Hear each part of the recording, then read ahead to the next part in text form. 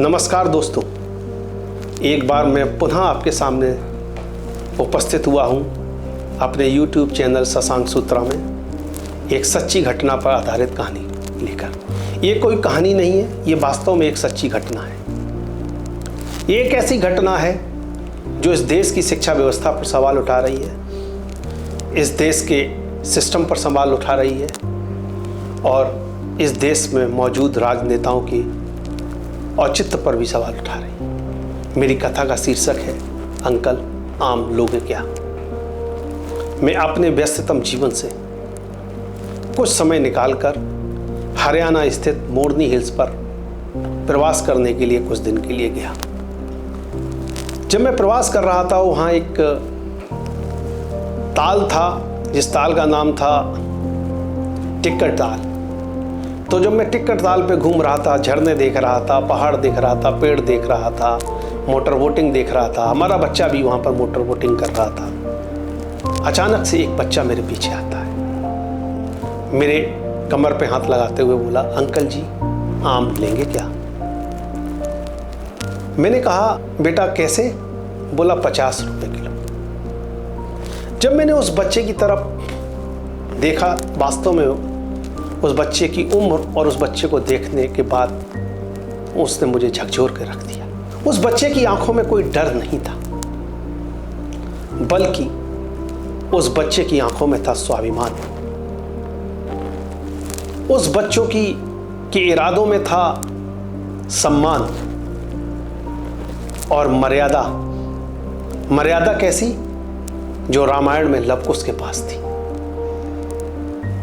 धर्म कैसा, जो राम ने निभाया था, श्री राम ने निभाया था। रामायण में कहा गया है धर्मो रक्षति रक्षता, यानी धर्म जिसकी रक्षा करता है धर्म भी उसकी रक्षा करता है। उस बच्चे ने कोई धर्म ग्रंथ नहीं पढ़ा था, कोई वेद नहीं पढ़ा था।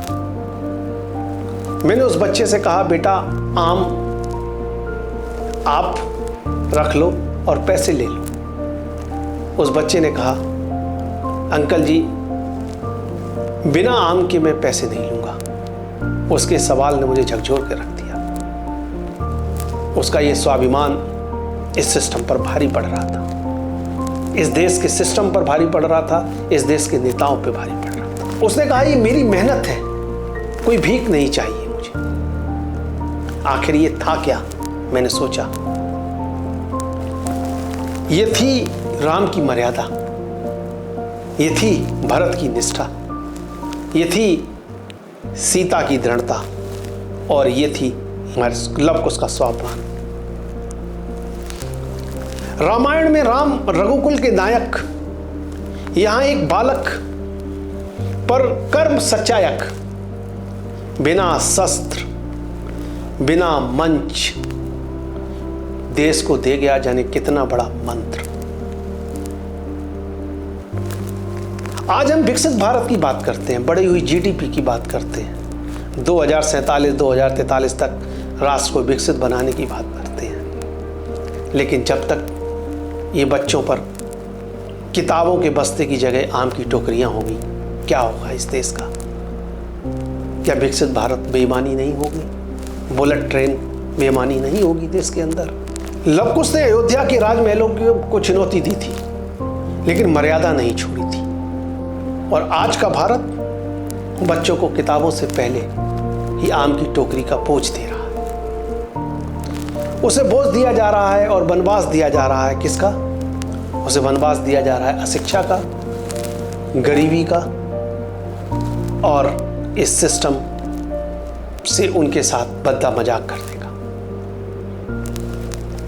आज जो बच्चा वो आम बेच रहा था, वो कल का राम हो सकता है और इस देश का नेतृत्व कर सकता है, बशर्ते हम उसकी हाथ में टोकरी की जगह किताब थमाएं। राम को वनवास मिला था, लेकिन शिक्षा नहीं रोकी गई थी।